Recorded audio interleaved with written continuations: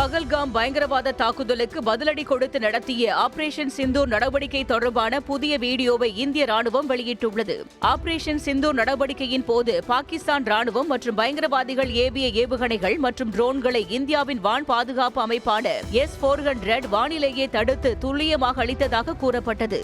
மேலும் இந்த தடுப்பு அமைப்பில் ஆகாஷ் ஏவுகணைகள் பயன்படுத்தப்பட்டதாகவும் தகவல் வெளியானது. இந்த சூழலில் இது தொடர்பான வீடியோவை இந்திய ராணுவம் வெளியிட்டுள்ளது. அந்த வீடியோவில் பாகிஸ்தான் நாட்டின் ஏவுகணைகளை இந்தியாவின் S-400 பாதுகாப்பு அமைப்பு சரமாரியாக சுட்டு வீழ்த்திய காட்சிகள் பதிவாகியுள்ளன.